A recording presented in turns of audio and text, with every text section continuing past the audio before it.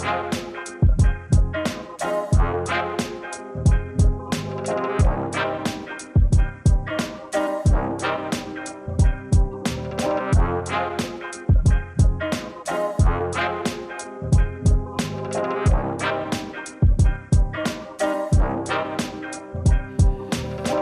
and gentlemen, welcome to Could Be Worse. My name is Tyler. This is Dom. What's up, everybody?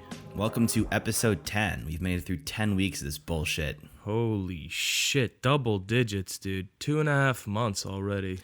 So I wanted to talk about something that happened to me this week. But in order to do that, we kind of got to throw it back. Before we started releasing episodes, me and Dom did I think maybe 10 or so demo recordings just so we wouldn't completely make fools of ourselves when we went live, which I don't know how well that strategy turned out. Right, little practice runs. Believe it or not, we had to hone these skills. Yeah, so I think it was maybe 5 or 6 weeks in. I told a story about I was in my apartment one night. It was I think it was a Wednesday night or something like that, and I was just doing my thing, watching a mini series about the Iraq War, if I remember correctly. Having a few drinks, and I had some weed at the time that was the strongest shit I'd ever bought, and it was so it's one of those types of weed where it's not even fun. Yeah, it's you just get terrified. You take 2 hits, and you're cool. I'm just gonna panic for 2 hours now. Right. Yeah. You can see your heart through your eyelids. Yeah. Every time your heart beats, your body just reverberates with it. Fun, Yeah. You're remembering conversations you had in 6th grade. Yeah. And you pissed your pants or something. Yeah. Yeah. So I was unwinding after a long day of writing and teed off on a bowl of that shit. And as soon as I sat down on my couch, I heard some fire alarms going off on the floor above me. It was sometime in late winter, I think. It was snowing out. Yeah. And every time our building has terrible heat and AC. So every time there's a snowstorm, people put we have fireplaces in our units, and everyone lights their fireplaces. Yeah. And the smoke alarms are total bullshit. They go off if you sneeze on them. So it happened a few times before where the fire alarms went off. Somebody just forgot to open the flume or something, and they turn off 2 minutes later. Mm-hmm. But it was 5-10 minutes, and it wasn't going off. It just kept blaring, and I was starting to get worried. I was I know I'm just baked and paranoid. Yeah. And probably nothing's wrong, but I'm not gonna be able to enjoy this, piece of entertainment about arguably America's most justified war unless I go up and investigate real quick. Right. Well, my first thought would be that I started the fire if I was smoking weed alone. Right. There is that the alarms start going off. There's that moment of panic. You're how is this my fault and why should I feel bad? Right. So once I got over that initial hump, I was I think this is someone else's bad. And so I went upstairs to investigate. And I walked down there's a stairwell. There's 2 stairwells. There's one by my apartment. There's one down the hall. So I went up the one by my apartment, walked across the 6th floor, and it was there was a little bit of smoke in the air, but it's again enough where it was it's probably just a fireplace. Yeah, someone overheated a taquito in the microwave or something. No, but it was it was campfire smoke. It's that's the smell when it's wood is burning. Yeah. Yeah. So I'm getting to the end of the hallway, and I'm 11 out of 10 high. So my heart is just pounding through my chest. I'm somehow this is still my fault.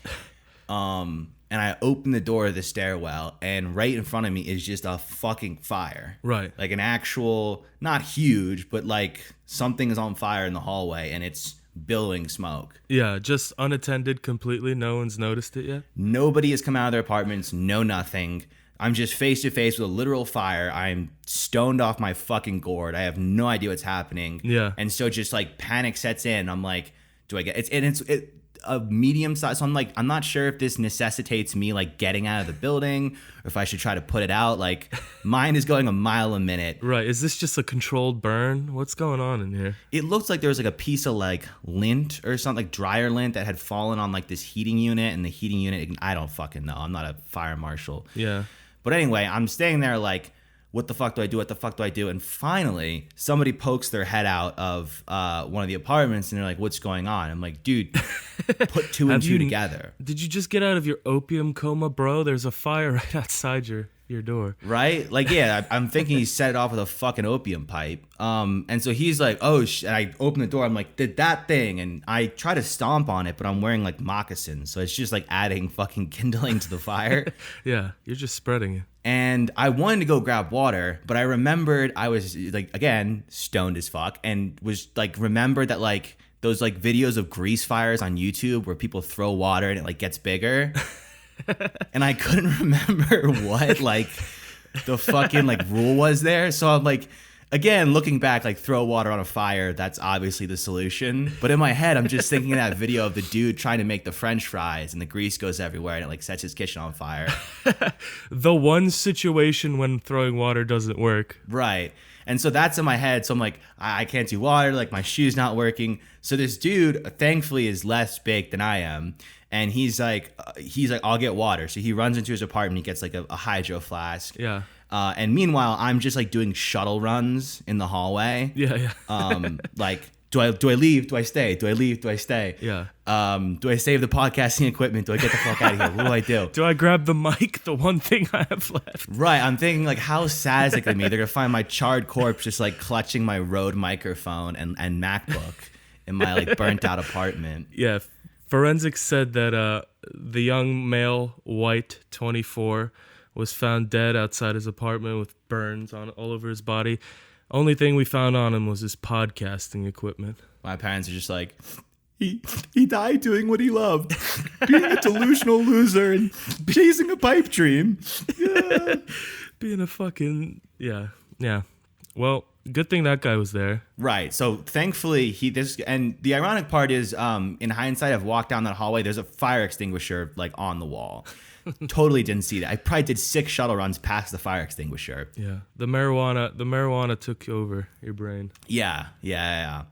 And so as I'm like just doing my panic run, this guy has, I guess, put the fire out. And finally, people are starting to come out of their apartments and being like, "Hey, I guess the building's on fire." Yeah. This one motherfucker pokes his head out of his apartment. He goes, "What's going on out here?" And I'm like, dude, like there's a fire like 10 feet from your door. And he goes, "Wish the fire department would show up." And you're like, well, you have to call him, bud. Yeah, let me Aquaman like echolocate the fucking fire department. Right. Yeah, they don't have like a spidey sense. They don't wake up in the middle of like the night in cold sweat like, someone needs my help. Like you have to call 911 and then they respond to the call. That's how. Yeah. Literally like the first thing they teach you as a kid. You see a fire, you call 911. This motherfucker decided to just like sit in his apartment and beat off or whatever. So he's like bitching about why the fire department hasn't shown up and hasn't put together that no one called. Yeah. So anyway, we put the shit out, or more accurately, this dude put the shit out. I just kind of hovered around and, was paranoid. Yeah. And problem solved. Like I texted my landlord and I was like, just so you know, like, this building is a death trap. And then I went back into my apartment. I did that shit in the movies where they pour like a full glass of whiskey and just like chug the whole thing in one gulp. Yeah, some Clint Eastwood type shit. Yeah. So I just like poured myself a glass of whiskey, ripped it all in one gulp, and was like, all right, time to smoke more weed. As if you had just put out the fire and not some dude with a cup of water. Right. So, it wasn't my proudest moment. And looking back, debatably, you can make the argument that maybe I could have handled that shit a little bit better. Hey man, not everybody's a hero, and I guess you're just not a hero, dude. But the other day, I'm in my apartment. I just finished like a day of work, and I got these edibles. They're the ones when you came, the little like pixie stick things where you pour them in like a drink and it turns the drink into an edible. Mm-hmm. And I took like 2 of them and put them into like a glass of water and chugged it. I did like a workout, and I was about to leave to go take a run, like exactly an hour after I took them. So they're like just kicking in. Yeah.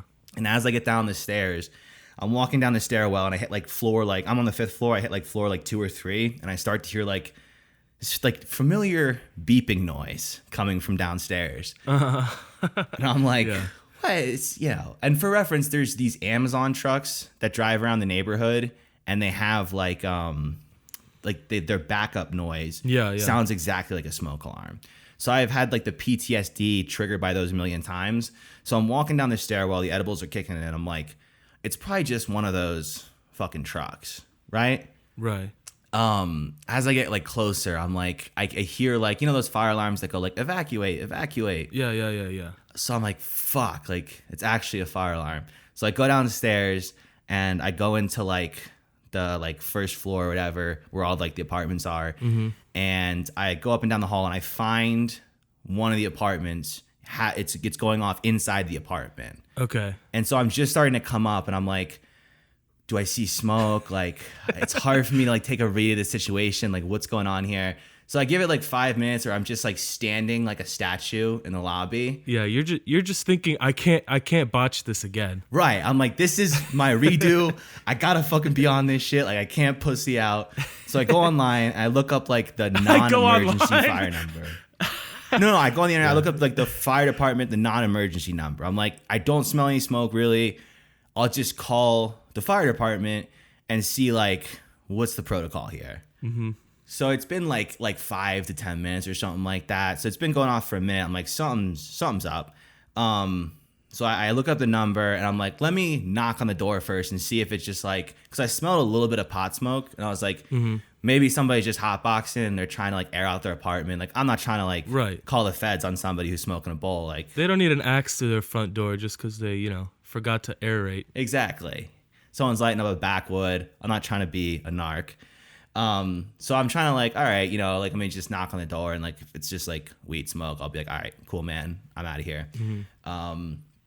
So I knock on the door, no answer. Like several times I'm like pounding on the door, nobody's answering. So I'm like, okay, clearly they're not home.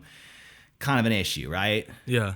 And so I'm like, let me see if like their neighbors are home. So I knock on the door across, knock on the door next to them, nobody's home.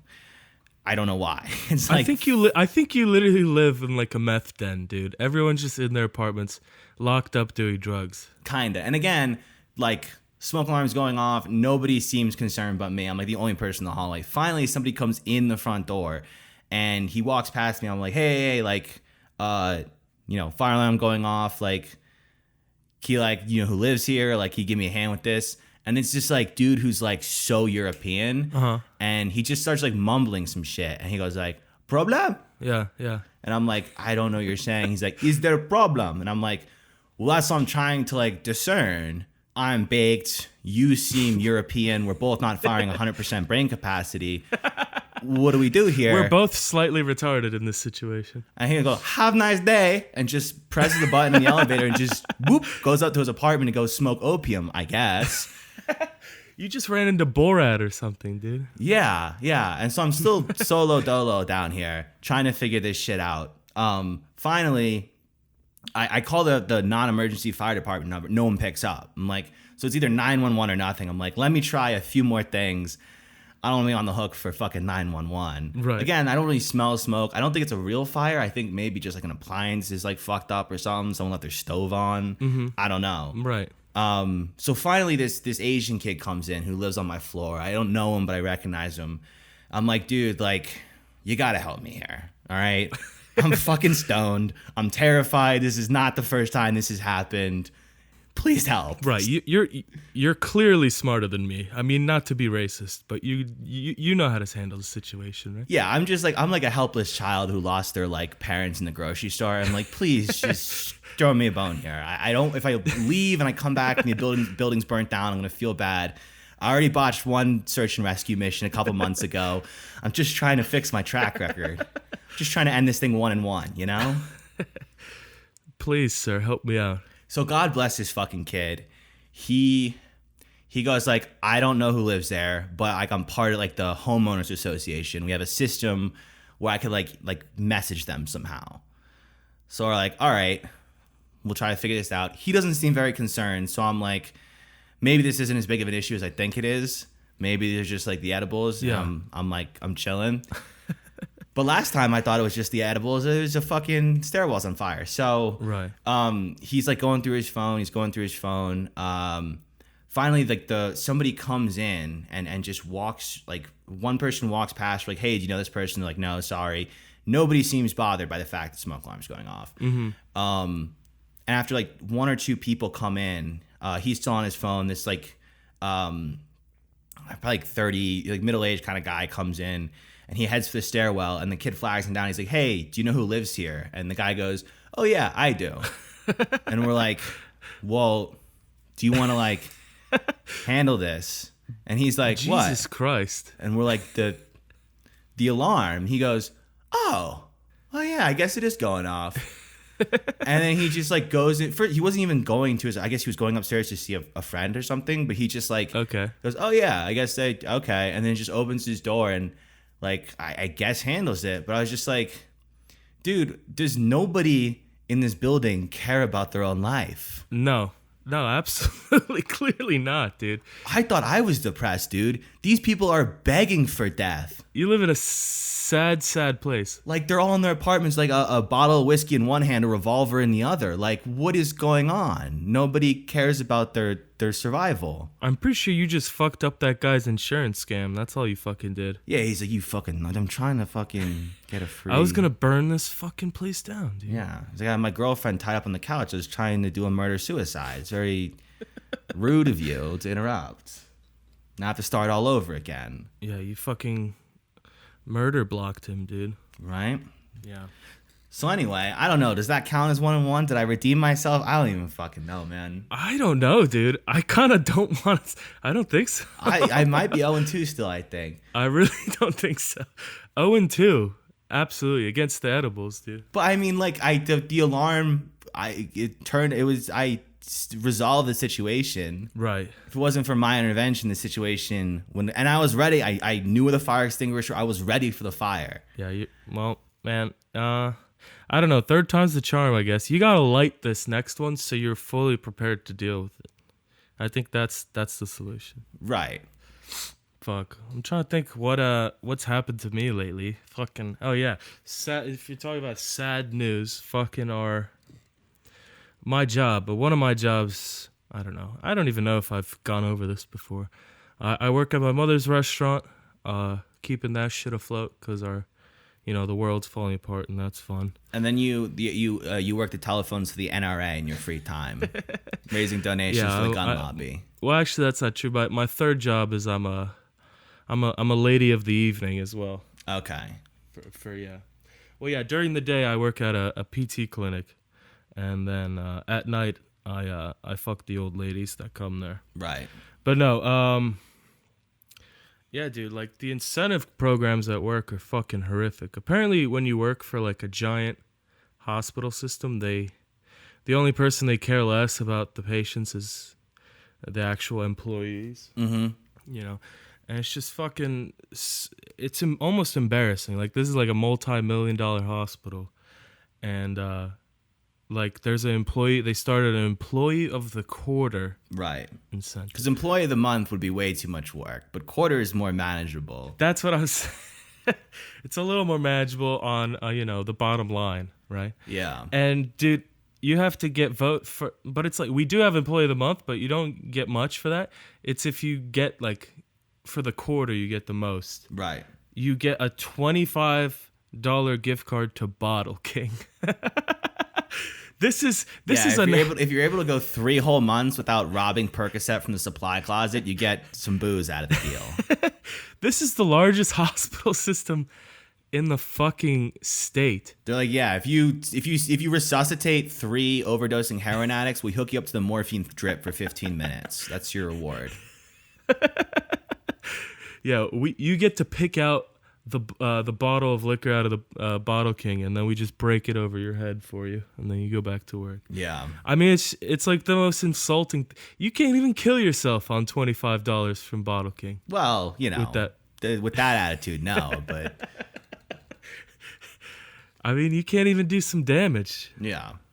You gotta barter up, It's like those stories of people who start on eBay and they just like trade for stuff, and eventually they get like a car or something out of like a watch. It's the same thing where you start with a $25 gift card, you trade to a bum for some fake pills, you trade those for a little crack, then you go a little meth, and you just kind of keep rolling it along. Yeah. Yeah, I mean, to get ahead in the system, you got to stick around long enough where people trust you enough, and then steal equipment, like steal an MRI machine, flip that, try and feed your kids, man. Yeah, I mean, I know a lot of people go into the medical field, whether it's like PA, PT, doctor. I don't know, man. That's gonna be rough. It's not the place to be, I feel like. No. Absolute, yeah. But this is the same company that, like, wouldn't even have our employees vaccinated on site. I had to go to some giant warehouse in the middle of Jersey to get vaccinated. So they don't give a fuck. Mm-hmm. Yeah. So that's nice. Something funny that kind of happened this week is I remember I was on the phone with you. We were talking just like our production shit. Yeah. And you like put me on hold and you're like, oh, my mom's coming. And then just like anytime you guys like you just start screaming at each other in Polish, I never know if she's asking you what you want for dinner, or if you're like, you know, like making a plan to round up Ukrainians and bury them in a ditch somewhere. It just always sounds so angry, you know. It's very angry sounding language. Yeah, my mom gets home and just breaks out her manifesto. But so you guys were yelling for like 5-10 minutes, and I'm like, okay, well, I don't know if Dom's getting kicked out of his house, or if like again we're just deciding if it's potatoes or French fries on the side tonight. It's never French fries. But apparently it was you were teaching her about like a telephone scam. Oh yeah. Right, because like, you know, now that you know, our favorite prezzo, Joey B is in office. You know, there's all this like conversation like about like loan reimbursement and shit like that, right, for people, you know, for schools and that kind of student debt forgiveness, all that shit. Like that's kind of been in the news, even though there's no fucking way that's gonna happen. Right. Like we shouldn't have like pretty much cucked Bernie if that's what you wanted. Yeah. But yeah, so now you know how these scammers work, these phone scammers. You know, they constantly like change their scams up because they know what's in the news. Yeah. So these motherfuckers like hear that this shit, and every day I get a call like, "Hi, my name's Susan something from fucking whatever bullshit." And it's like you qualify for, you know, loan forgiveness. Call back at this number as soon as possible. It's on a first serve, first come basis, you know. And they prey on like fucking idiots, which you know. Not except for my mother. Old people, simpletons, and immigrants are like the three people they target. No, that's who they prey on, yeah. I always get the call where they tell me that MasterCard, Visa, and like 6 other companies all owe me money. The same companies that if you open an account with them and you don't have enough money in that account, they'll like fine you for being poor. Yeah. Those companies made a mistake. They owe you money and they're giving it to you on their own volition, which is a very believable premise, I think. Right, yeah, no, yeah. Absolutely. Or the warranty on my car that I scrapped like 2 years ago because I couldn't afford the upkeep on it is the warranty's expiring on that. Well, that's how these scammers go. They find out like one minute detail about you from like 6 years ago. Right. And they're like, all right, I'll run with this. He'll probably believe this car scam, you know? Yeah. But yeah, my mom was just like yelling at me because she got a voicemail and she's like, "Why have you not been keeping up with this? I'm getting calls that it's almost already too late to get loan forgiveness." Dom, we're rich. Like, we're rich, Dom. We've hit it big. I'm like, Mom. I had to yell at her for fucking 10 minutes because she was like yelling at me for not believing this scam. Listen, Dom, there's a prince in Nigeria. His money is frozen in a bank account. All he needs is our social security numbers, and we can unfreeze it, and he'll give us half. $500,000, Dom. It's a lot of fucking pierogies, okay? I mean, if you're fucking calling, like, those kind of people to trick them out of money, like, to stress... People in this country are so stressed already, and these fucking scumbags are just calling them and trying to like weasel them out of like the few grand that they have saved up. It's disgusting, dude. No, if you do that shit, like, I mean, I don't believe in capital punishment. I think the death penalty is barbaric. Yeah. But I think that we should get rid of the death penalty except for telephone scammers. First offense, you should be killed in the most slow, painful, drawn-out way possible. Like some medieval bullshit. Where they like tie each one of your limbs to a horse and make them gallop in opposite directions. Yeah. Some shit like that. Just fucking tar and feather and mass, chemically castrate them. Like, really get sadistic with it. Like tie their whole family up, set the house on fire, make them watch them burn, and then just as their family screams, you just put one in the back of their head. Right. Like, we have so much military and intelligent ops, we should send them after these motherfuckers. Like, you try and tell me, like, some low-level CIA guys wouldn't enjoy, like, just, like, busting up into a scammer's fucking den, like, putting out cigarettes on their forehead, like some good classic CIA shit. Like, send them out on there. Let's bring back Abu Ghraib, but let's have it only for telephone scammers. Exactly, dude. Yeah. Instead of drone striking Iraqi weddings, let's drone strike these fucking call centers. Dude, the grossest people on earth, man. Not even like just barnyard animals. Disgusting swine. Get a fucking real... And the sad thing is they probably don't even make good money off this. Like, they could very easily be making the same amount of money working at fucking Staples or some shit. Right. It's like, get a real job. Start a podcast, idiot. Yeah. Scamming people out of their hard-earned money. Start a Patreon. Yeah. Okay? Don't scam people out of their hard-earned money. Scam your close friends and family for 30 minutes of their lives every week. Exactly. Yeah, that's the real... That's how you scam like a human being. Like a real moral part of society, not this bullshit. Right. Fucking dogs. Fucking disgusting scumbags. Really, though. I mean, words cannot describe how low those people are. Oh, my God. You know. I don't know. What do you think? Is it time to wrap this whore? Yeah. I think... slap a Jimmy on this? Sure. Let's go with that. All right. Well, folks, as always, thanks for listening. Check us out on Twitter at the CBW Pod. Visit us online, thecouldbeworspod.com. Like, subscribe on YouTube, all that good shit, and we'll catch you next week. Peace, people.